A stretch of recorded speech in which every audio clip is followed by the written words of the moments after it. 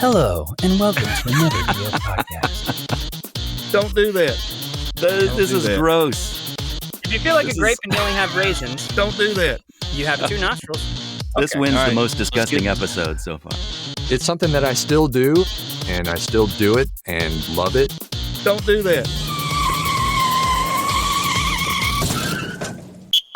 Look, awards are great. Some are obviously more prestigious than others. This month, coming up right here on this podcast. Speaking of things that you may not want to know, Come sit in somebody's lap. Don't do that. People know I hire talent sometimes, so I get 500 business cards at the conference too. Guess what? They stay in the room when I leave. They wanted a British accent, Yeah, that's what I was going to ask. and I don't have any samples with a British accent. Hey guys, how's it going? Welcome back to another VO podcast. And welcome back. It is another VO podcast. Here we are at near Nashville today. I'm Troy Holden. We are experiencing Snowmageddon. We never have that here. 6 inches on the ground, 6 more inches coming possibly Saturday, and then Tuesday it's going to be 58 degrees, and it'll be Mudageddon. So we'll start into that. Jake, Alden, how are you guys? Doing good. My lower back is killing me. Yeah, Yeah. you been to the gym, huh? I was at the gym, but I think it's because I busted out that e-learning gig yesterday. So, I recorded it all on Sunday, and then I literally, I think I was editing for, 8 hours, I think. And I think just because I was just sitting in my chair consistently, where normally, I'm not really at my desk a whole lot. I mean, I get notifications to my phone for auditions, so that's when I run in there. But I mean, I was at my desk all day yesterday, and I think I'm paying the price for that. Poor Jake, he was busy. I know. Alden, you good? You good, Alden? You got Snowmageddon. We got Arctic tundra up here. We've had 2 or 3 hours above zero in the last 3 or 4 days. Wow. So, It's 11 here right now, which is unusual. yeah, for us. I'm north of Kansas City. So you saw the game on Saturday night was the 4th coldest starting temperature for a game in NFL history. Wasn't it -4? Felt like -27? Yeah. The game Home field started at advantage did not work -4. out either. Gee, and it just kept getting colder the whole game. Yeah. And it didn't stop when the game was over. It kept getting colder Sunday and then Monday. It just was. Now, you guys know we've got somebody over in the green room waiting to get on. Yes. And I want to get him on in here because I know, like everybody else, he's busy. Sure. Jamie Muffett is here. Hey, Jamie. What up? Yay. We're really glad to have you here. Jamie is, of course, most of you will know who Jamie is. He's on with Karen on the VO Breakfast Show. Nice. And Jamie is with Atlas Talent. He's up in Philadelphia.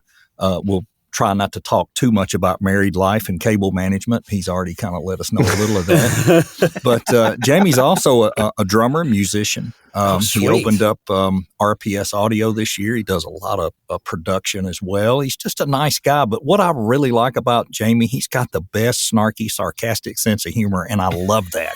I love how he's so quick sometimes, and he says things, and I love how he just says things. But Jamie, we're glad to have you today. Well, you're setting the bar way too high for this interview. Yeah, I know. All right, be funny, Jamie. Let's hear it. Our listeners are used to it, though. We set the bar high, and then we just... Unless I please, intro everyone, them. prepare for disappointment. This is going to be very underwhelming. No, it's going to be No, they're going to love it. There's so many things, though, that you are involved in that we want to talk about. And one of the big things is Vocation, and that's coming up, the live version. The live tropical version is coming up. And I had the wonderful, wonderful opportunity to come to e-Vocation last year, and I loved it. I thought, good. I don't know how this online thing's going to work, but I tell you, I loved it. It was enjoyable. I took away tons of lots of applicable things I could put into my business.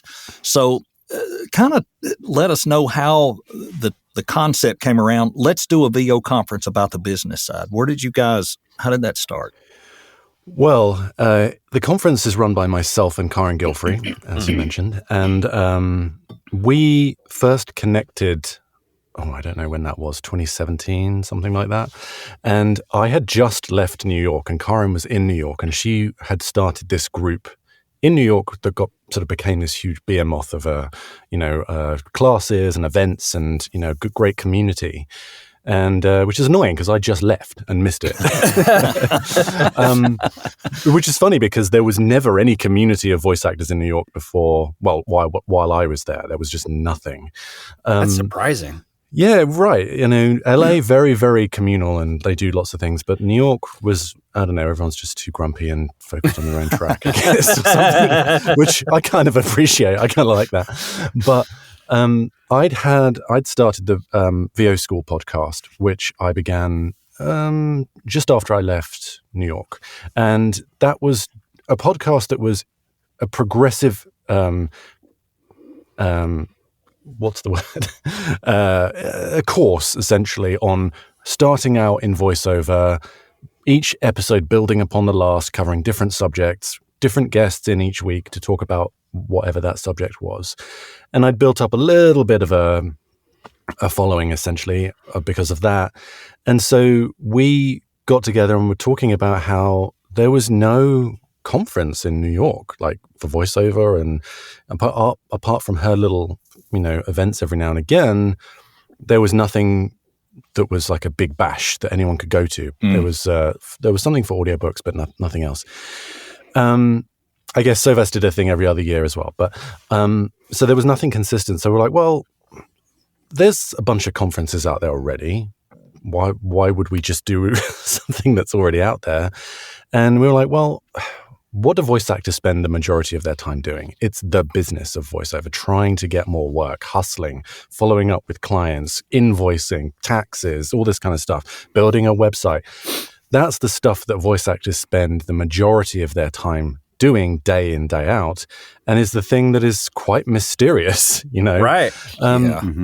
Also, when you go to a regular conference, your VO Atlanta's, One Voices, there are all these very attractive performance-focused classes that everyone wants to go to and are drawn to, and the business-focused ones are kind of like, why would I? Right. Why would I go to that? I'm here to do voiceover, not learn how to. Yeah, I know. I don't want to talk about the IRS. Right, yeah.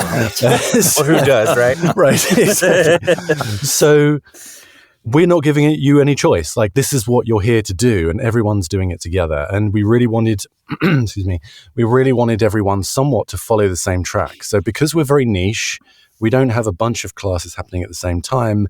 Maybe got one or two happening concurrently, but essentially everyone follows that same track together. So there was a couple of things. There was doing it all together communally, forcing people to talk about business and discuss business, and it being in a location where there isn't much happening.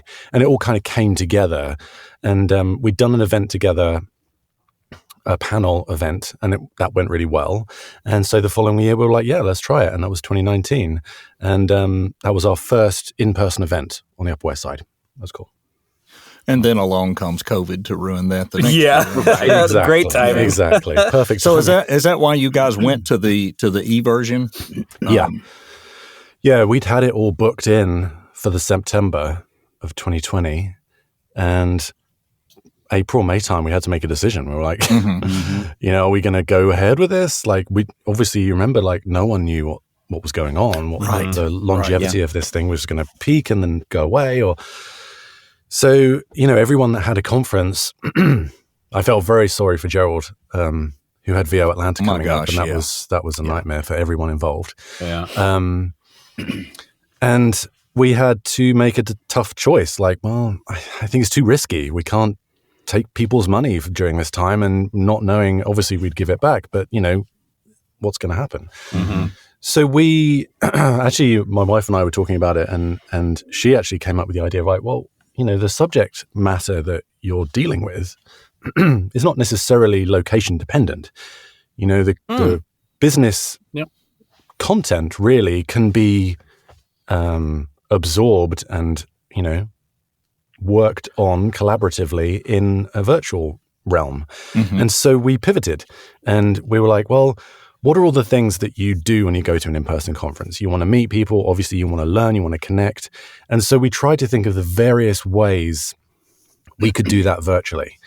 And we wanted to keep it simple. We did it scheduled it all on Zoom. Everyone was Zoom crazy at that time, of course, so everyone knew how to use Zoom. Yep. And we wanted to create a sense of community, so we set up a specific Facebook group just for members. That was the most buzzing Facebook group, like constant posting, all the, constant interaction.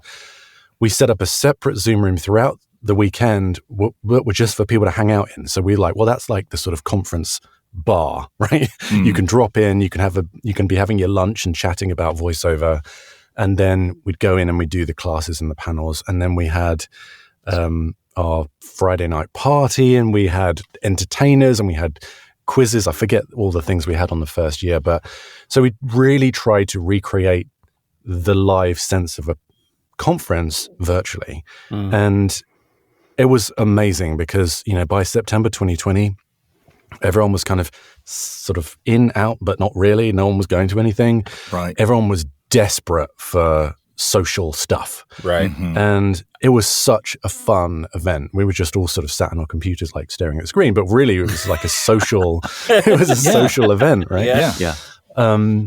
And it was so much fun that we were like, well, maybe we'll try it in 2021. And everyone came back, and we had more people for that year. And then, so we've been doing it ever since, and we've got another one coming up in 2024 as well. In September. Good. So it's great because it is so accessible. You can be anywhere. You don't have to pay for flights, hotel, eat out, blah, blah, blah, all the other stuff. And a lot of times that's a big cost out of if you're going to go to one of these things. Yeah. So. Right. More so than the conference ticket. Sometimes the part of the cost. And even just being away from your studio and taking time off work, like that has a cost associated with it. With this, you can pause it, you can do an audition, you can come back in. Yeah. All the sessions are recorded. So, yeah, I mean, that's my favorite thing that we do, I'll be honest, is the virtual conference, because it's just so accessible. If you have, you're looking after, a parent, or you've got a disability, or, you've got financial issues, it is achievable for most people. And that's the fun part. And also, not to waffle on too much, but we have sort of a completely spontaneous community event that sort of cropped up. First year, Joe Davis from Voice Actor Websites, he said to us, don't pay me my speaker fee, just give it to someone for next year. Make it a scholarship for next year, which was really nice. And we're like, that's a nice thing to do. And so we told the community about it. And then a few other people said, you know what? I'll pay for someone to go to Vocation too. And it started this incredible snowball of people. And every year now we have coaches, community members, just anyone, demo producers, whoever it is, they'll come in and say, I want to buy a ticket for someone. And so we open it up for scholarships, and we have the most incredible stories from people who are going through such horrendous times that you'd never know about. Right. And we just have this sort of amazing sort of Santa role of like doling out these free scholarships that people are paying for. And it's just such a heartwarming, rejuvenating part of the process. So yeah, it's great. Yeah. I was a benefactor of one of those last year, and being new at this, only being full-time a couple of years, you're watching every expense, every penny. I had been to VO Atlanta. I really wanted to do this, and I thought, I'm going to apply. And if I don't get it, I'm just going to have to come up with the money. But I was fortunate enough to get it, and I really appreciated it. It helped me organize a lot of things, do a lot of things. I ran into things I was not doing correctly. I found some ways to organize my day into time blocks versus worrying about this, and this. I can't remember who spoke on that, but it dawned on me hard that I don't have to do this between 9 and 10 o'clock. I don't have to do this between 10 and 12, that I could move things around, and it made me more flexible. And I got to where I was way more productive. It's just a great conference. But the live conference this year is a big tropical version event. And it is an all-inclusive thing. How in the world did you guys come up with that? Let's just make it an all-inclusive. We're all coming to this one place. Everything's included. Well, full credit to Karen for coming up with the idea. It was a brilliant idea. Last year, we did it in Cancun. And this year, we're doing it in Costa Rica, as you may say. And that's coming up April 25th to 28th. So in many ways, pivoting to the virtual conference gave us a bit of free rein to push the boat out and do something a bit more fancy, because we don't want to put on events that only the sort of rarefied few can attend. But because we have e-Vocation, which is the virtual version, we're like, well, again, like lots of conferences out there doing the same old thing. Let's try offering something different. JMC does his retreats, which are fantastic. Right. They're Euro, and they are a thing. They are, far fewer people, much more one-on-one time with the coaches. They're great. Mm-hmm. So we were like, well, we don't want to compete with that. Obviously, JMC is a friend. He's a cool guy. So let's try something else. Well, there aren't any tropical conferences. Let's try that. So yeah, that was Karin's idea, and we were sort of, I don't know, let's try it. Let's do one, and we did one in Cancun last year, and like I say, we've got this one coming up in April in Costa Rica this year. So who can? And I guess first, are there still some open spots available? There are very few. We're actually kind of on the cusp of getting a few more tickets from a few more rooms from the hotel. Oh, wow. We are limited by our room block. Mm-hmm. We have to reserve a huge chunk of rooms to enable us to afford to actually put the conference on. Right. And we're sort of in the final stages of trying to get a few more, because we were pretty sure we could sell out, but you don't want to push it too far in case you've got all the rooms on your hand. Right. So yeah, we should have, by the time this comes out. When is this coming out? Oh, this will probably be out in couple of 2 weeks. weeks. Yeah, Okay. I think it's All 2 right. weeks So from now. there should be some rooms by then. Good. Good. And yeah. And what about featured speakers? What are some of the things people can expect to leave with this year other than a winter sunburn? Well, let me pull up the list because I don't want to miss people. Yeah, we have. Well, our featured speaker is Jennifer Hale, and if you play video games or know anything about video games, she is the person who is the one to listen to when it comes to that, because her IMDb page is extraordinary. Just like chock full of video games.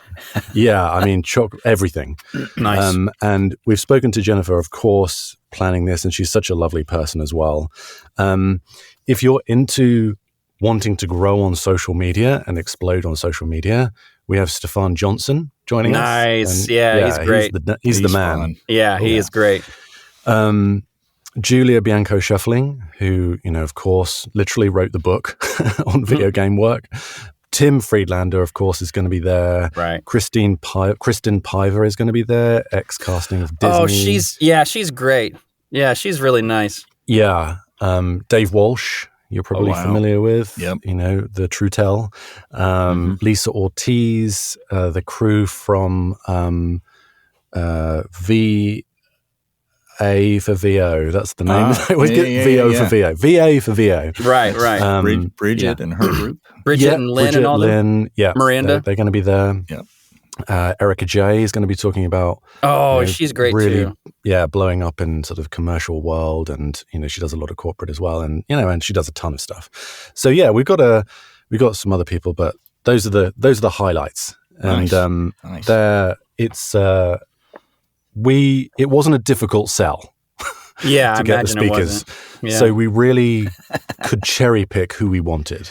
And that's good. Isn't that great? So I know. It was pretty good. Have you? And probably not what you thought the first year. You probably didn't think it would get to that point. We'll soon be cherry picking our people. No. Well, first year we were very let's make it really New Yorky, because we really want to. We flew some people in from around the world, actually, from the UK, from LA, but we really leaned into the New Yorkness of it all. But now we're just we just want the creme de la creme. Yeah. And it's probably cool for you. We're not as niche as JMC's thing in terms of the attendees, but we have more speakers, and it's still not a big event. You still are going to be able to hang out by the pool with these people and chat with these people, and you'll have some FaceTime. So we've sort of found a little sort of happy medium there. Yeah, that's a big part of it. I think people enjoy that. Like I said, I really enjoyed the e-conference last year. I want to tell everybody when that comes out, jump on it. Don't have any doubts. And like Jamie said, he enjoys it probably more than the other, as a preference. And, I'm kind of that way. I'm okay around people, but I'm more extroverted online. I come across as this, big talker and blah, blah, blah. But you put me in front of walk in a room of 100 people, I'm the guy that's going to sit in the chair and be quiet. I'm just not that talkative when I get out like that. But it's tough. It's tough. But I just like that so many people just kept offering up scholarships, and I just almost to a point, I feel like that particular conference is probably one of the most important ones you should go to if you are getting into VO, because what people don't realize is that it is a business. Like you have to make it your business, and the business aspect is clearly really important. So, and we've talked about, like, I mean, you have to, if you're going to get into VO, you have to realize that it is a business and you have to treat it as such. Yeah. And if there's a conference that's strictly just focusing on that aspect, which I'm guessing most people getting into voiceover really aren't familiar with or did not expect to have to do, like myself when I first was getting into it or whatever, that's like the perfect thing to do. And so if you can't afford it, look into the scholarships. If you can't afford it, look into going. I mean, that's amazing. Yeah.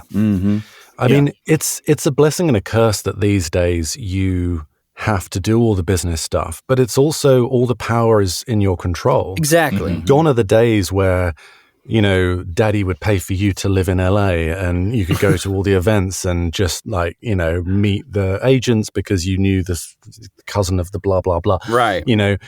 Now you are in charge of your own career in many respects. Even if you don't need an agent. You can make money online, you can find your own clients, you can cultivate your own business. Right. And that is power. It's responsibility and it's time and effort, but it's power in a way that hasn't existed before. Well, when it's yours, it's like that. That's the thing people don't grasp. When it's yours, it's like that. Like you said, it's power. Like that's you, all you, and you did it. Yeah, and you can be proud of that. Like you can, every effort that you put in, it might not feel like it. It might feel like you're constantly bashing your head against a wall. Luckily, our walls are padded, so that's all right. But really, I always used to sort of use this as motivation. I'm like, in a year's time, I'll be happy that I spent this time doing this work now. Right. And you might not get the payoff for that for a year, 2, 3 years, but you'll be glad that you did it, And you're not just waiting for someone to hand you an opportunity and just be like, oh, Jamie's the guy I need, that doesn't really happen so much anymore. Right. And until you really get yourself out there and have penetrated the industry, which is, a tough task and it's a long process, Yeah, that kind of flipping back to the VO school, and I'm sure you probably have talked to and are done consults with a lot of people who want to get into this and they're asking all those questions. Are you seeing a decline right now compared to before? What are you seeing as we get into 2024? Less people saying maybe I should try that, or they're still falling for the crazy Facebook ads of make $100,000 your first year, or I'm starting to see gear for sale. I'm starting to see people, I'm frustrated, I can't make this work, I think I'm going to get out. Are you getting a feel for any of that? It's really hard to get a sense of where we're at with that. I mean, there is always a certain amount of churn in our industry, or at least as long as I've been doing it, 15 years, that's always been the case. Is it so much more now? Probably yes. Because last year for a lot of people was tough. Oh man! And that sort of sorts the wheat from the chaff, kind of thing. Right. And B, because there has been a recent uptick in these, like, take my course and earn thousands of dollars a week. It's those come in waves too. There was the beard guy a few years ago. There's a couple of other guys now coming back. Like, it's like there's always someone. There's always beard. there's always someone trying to take money out of people starting. It's a different beard, not this beard. Yeah, it's not. And I always wonder if maybe they were doing okay for a year or so, and then their actual work slowed down, and they go, well, maybe I should start doing this to try to make up some money. And I wonder if that happens. I guess it does. I love a good coach who's active and in the business. That's what I always look for. Give me, the people that are doing that stuff. Mark Ryder I've worked with him for a year and a half or so. Yeah, Mark's great. Mark's just been fantastic. And then I look on the other side of people I've worked with, and then people further back. When I first started, I'm like, they were probably crooks, and I probably shouldn't have been working with one or two of those. Well, there's a couple of layers of this. Like, excuse me, when you start out and you're early on and you need the money and you've done a few gigs, I guess there's a temptation to go, oh, well, maybe I've got some knowledge under my belt. Maybe I can sort of sell that. Then there's a sort of middle period where if you're successful, you're working. You're working, and you're trying to get more work and trying to go up the ladder. Yeah. Then you get to a level where a lot of stuff is in place. You're getting opportunities from all the connections that you forged. You're rostered with some great agents. Your website's really killing it. And work is coming to you, and you're delivering the work, and you start to get some time back in your career. And that is often when people are like, for me, I've always taught. Like, I used to teach the drums, and I loved it, and it was like a passion. It was something I really enjoyed. And I don't really advertise that I teach, but I do every now and again, and I let people just kind of find me and come to me whenever they feel like it. And it's kind of a fulfilling, enjoyable thing, particularly when you can sort of see someone develop and grow and have a career of their own. It's quite fulfilling. And there's that sense, I think, when you've done it to go, yeah, I've got something to share. Like, I've got something of value. I don't want to just keep it for myself, particularly in an industry where there isn't really competition, especially for me being a niche voice. If you're right for the role, you'll get the gig. If your student's right for the role, they'll get the gig. Like, there is no such thing as competition unless you've really got a voice match similar to someone else. So, it depends where the coach is in their career and what their motivation is for doing it. Right. Good, very good point, because I think people at different levels have something to offer other different levels. Someone that's been in this 3 or 4 years and they've got some decent success, they probably can say, don't make these mistakes. They can at least advise people, counsel people on that. It may not be coaching, but they can counsel or advise, don't do this. I did this, and this will screw your career up. And it took me 6 months to recover. And there's things like that. And then, as you said, as they get more into the business and they're successful. And I'll never forget this. Last year, I had somebody say, they were talking about a coach they'd worked with, and they said they got upset at them because they had held a workshop for new people, and the coach got upset at them and said, why are you doing that? I don't know if I can coach you anymore. I don't coach coaches. And he said, well, I'm not a coach. I'm not trying to coach people. I'm just trying to help some people get to a point. And they asked him, they said, you had to learn from somebody, didn't you? And I said, yeah, that's a good point. But you want to be at a certain point if you're advertising yourself as a coach. You better be successful. You better be doing the right things. If you're doing these consults, it's one thing. But if you've got something and you want to just help people, you don't have to charge them. Yeah. You can post it online. You can start a podcast. You 100%. Can reply. Yes. I mean, I've done that 1,000 times. People, I'm not inviting this because it's really annoying, but millions of people email me with questions, and I'll reply. I'll sit down over the course of my career. I don't know how many emails I've written, replying to their questions, sitting down, and then half the time I'll never even get a response. But if you quote unquote just want to help people, you don't have to charge money for that. Exactly. So, it gets to a point, like it got to a point with me, particularly when I had the VO School podcast, where people were like, oh, can I just hop on Zoom with you? Can I just blah, blah, blah? And I'm like, look, I can't, my time has value. I'm going to, right. Absolutely. Rather than just, because when a 5-minute on Zoom doesn't end up being a 5-minute on Zoom. It's usually 15, 20 minutes, so the rubber meets the road at some point. You're like, well, I've got to actually, make this work. Yeah, and I think when it gets to a point you're getting so many inquiries and you're trying to do so much of that, then maybe you do need to start charging. Yeah. It gets to that point. And it's the way with podcasts, Facebook groups, whatever, people. And I did a podcast on this a while back. It's probably been over a year, where I said, please have respect for people in the industry. Don't message them after, business hours. Don't message them all weekend and expect a reply. They're people too. They have families. They have lives. Please don't do that, because it's totally disrespectful. They'll be glad to help you when they have a minute, but don't do that. It's just rude. Every time you connect with another person in the industry, it is a potential network connection too, right? So if they do respond, just a quick note saying, "Oh, really appreciate that. Thanks so much. I know that's great advice." Just a simple note like that would be enough. Right. And I know I'm moaning here, but the amount of times I've sent something off, and I've literally sat down for half an hour and really racked my brain to think about the answer, and nothing.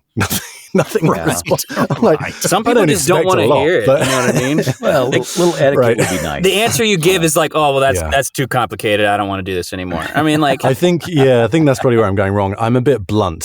Well, it's not even that. I mean, like, I don't know the topic of every email that you've sent out or whatever. But I mean, like, for instance, I've had friends that, watched me, via social media get into voice acting and then like see me start booking stuff. And they're like, that's really cool. And they message me privately. I've always kind of thought about doing this. What kind of things did you do? And then I tell them the truth. Like, I was like, well, I didn't book for a while, but I had to do this. I had to get this equipment, it's not the best, but I'm planning to work my way up. And I tell them everything and I don't hear anything back. And in my head, I figure they read that and they go, well, I don't want to do that. So they want it's the drive-through mentality, right? All guys, they want to pull up and order a voiceover career and go to the next window, and there it is. Hence the attraction to these people that are selling courses that make it sound really easy. And that's morally like abhorrent in my mind. Of course, you're taking money from someone, you're selling them a lie, and that's why I started the VO School podcast, because there was a couple of people out there just doing that. And I was just like, I'm going to undermine all of you by putting this out for free. I love that. And, I love that. Yeah. So, yeah. Yeah, that's great. All right. Let's talk a little bit about family time, because I know, I know you've got all that going on. I saw that you've got a family. going back to the UK here before too long. Oh, yeah. Outside of that trip coming up, and I want you to talk a little more about that, because I'm sure, you go back after 10 years, things are going to look different, feel different, but just local fun things to do. What does Jamie do when he's not in the booth and he wants to get out for enjoyment? And I know you're doing production. I know you've got the musical background, but what do you go out to do just to forget things? Honestly, not a ton. So much going on. I mean, in many respects, what I do, like with this job, like it's fulfilling and it's a job. Like but it's also all encompassing in many respects. Yes. So really what I do outside of that is to switch off. Like, we live in a nice area. We're in Bucks County, so there's lots of places to go for walks, see nature, and, enjoy the outside. And that's what, my wife and I like more than anything. And, I'm going back to England because my sister is getting married. So that was the motivation for that. And nice. I haven't been back to England in, coming up on 10 years. So wow, it's going to be interesting. Lots of change. It was in Europe, in the EU, but when I left. Yeah, that's right. That's right. Yeah. So, Yeah, it's interesting to see if that's affected things. Yeah, so I always wonder. And the Queen was still alive. That's true. Oh wow, yeah. Well, even here, I've lived in a few different areas of the country. And when I go to VO Atlanta, when we lived in Atlanta when I was like 7 to age 11 or whatever it was, and I loved it down there because we went to a lot of baseball games. My dad's company had season tickets, and it was a good part of growing up. But when I go down there, I don't ever have a desire, I'd sure love to move back here. But I wonder if it'll be a pull on you when you go back. I remember when I would go back more frequently when I was in New York, I missed the nature and the space and the fresh air because I was in the city. Mm-hmm. Now I have that. I'm not sure if that's going to be quite as appealing. I've made my, I'm not dissing the UK. I do enjoy it, and there's lots of parts of it, friends and family that are there and everything. But I very much focus my life here, and I don't see myself ever moving back. It's just, I like being special here. Yeah, sure. Yeah, there you are. I'm joking. There you are. I wouldn't, man. Not with the way you talk. I'd be heck yeah, I like being special. Yeah, I just have to it's wonderful. And here, here's this wonderful accent, and then here I am butchering the English language. Every day. No, it's just great. It feels that way some days, but it's fun. Your accent. It's great. It's a lot of fun. Thank you. I appreciate that. Let me ask you this. Yeah, go, Jake. Well, I was going to say, since you are going back, I imagine will this trip probably be a little bit longer than a normal trip you would take, or are you going to be there for a couple of days or maybe 2 weeks? Oh, no, we're going for a couple of weeks. Okay, good. We're going to see a few things. Is there any one thing that you're like, okay, since we're going to go back, I have to get this food, or I have to go see this thing, or what's like the one thing that you, outside of going to your sister's wedding, that you're like, when we go there, I have to do this? Is there anything like that? Do you know what? I have discovered the wonders of finding things on Amazon that I never thought I could get in this country. Okay. Weird little like candies, and I made sausage rolls the other day, which are like pigs in blankets. Right. It's a similar-ish thing. And so most things I've now been able to get. So, there aren't many things that I now crave, but there are a few,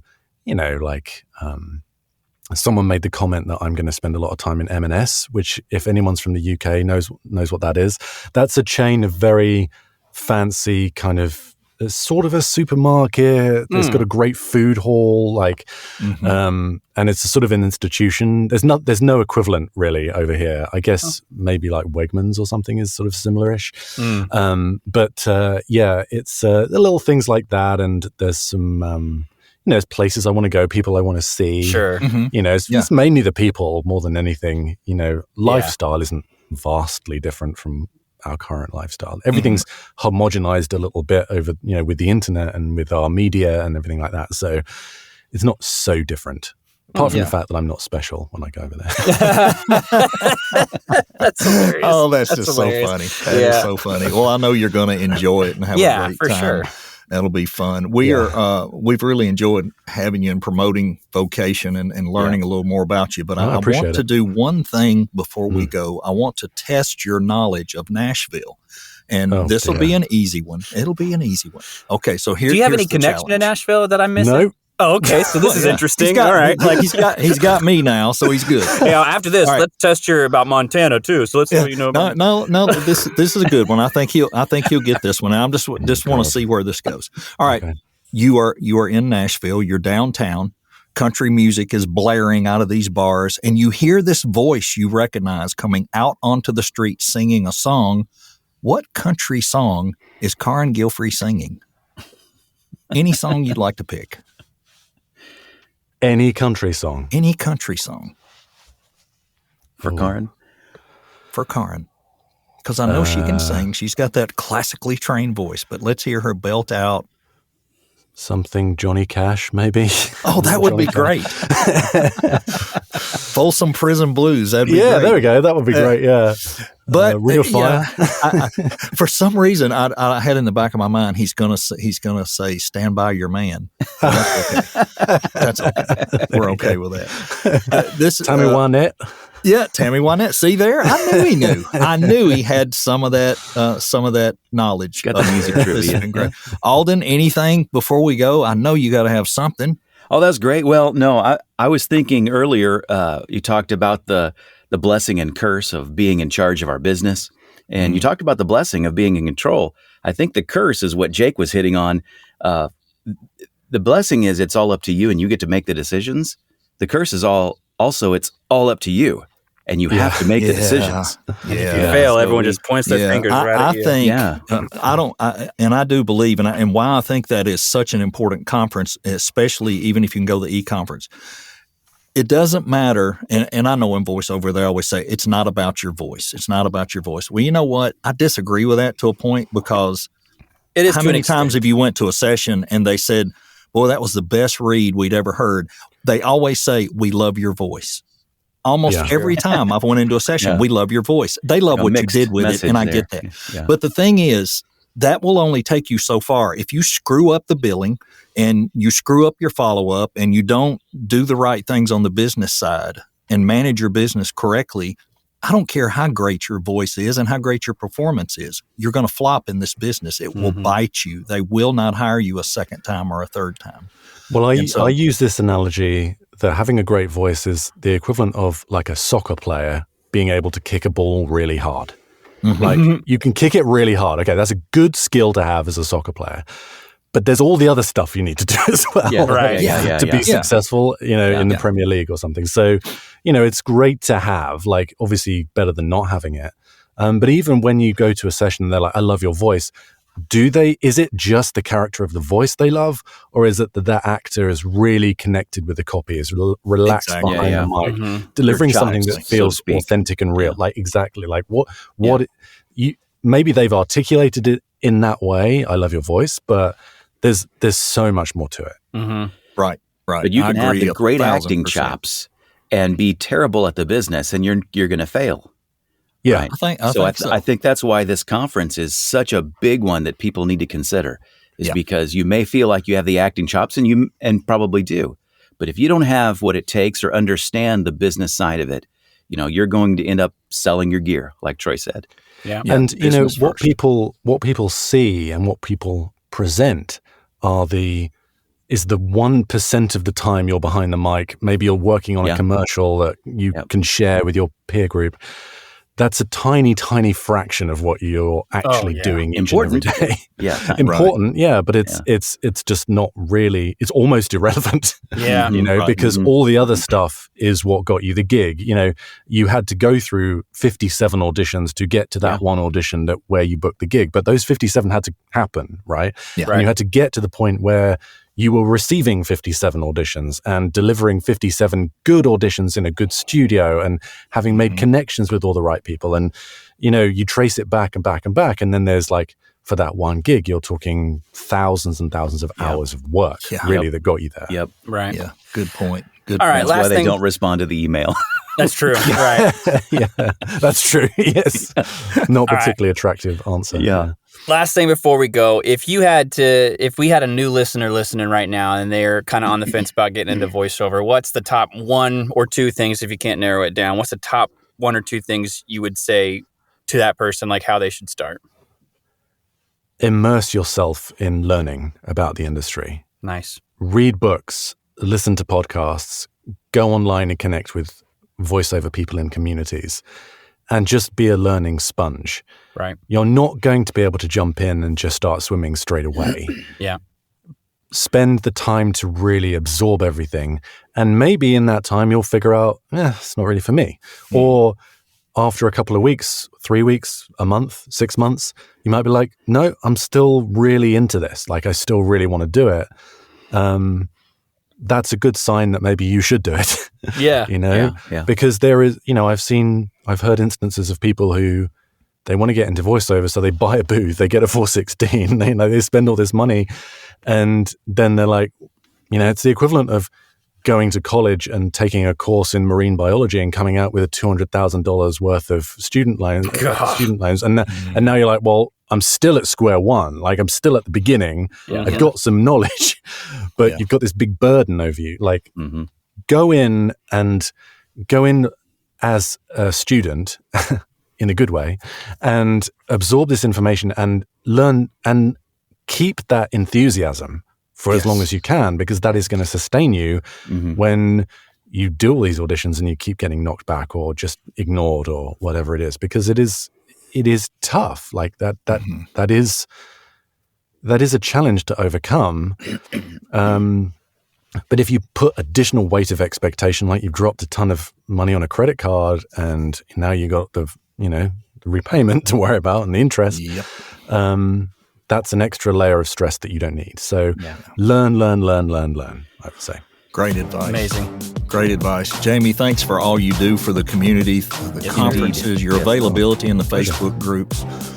Thanks for sharing about your family and your trip, and thanks for knowing something about country music. That was cool. Never knew. I did not know where you were going to go with that. We all three want to wish you continued voiceover success, and feel free to join us anytime. We really enjoyed having you. Thanks a lot. I appreciate it. Thanks, guys. We hope you enjoyed this episode of It's Another VO Podcast. Don't forget to rate, review, and subscribe. You can also email us your questions to anothervopodcast@gmail.com or follow us on Instagram at Another VO Podcast. See you next time.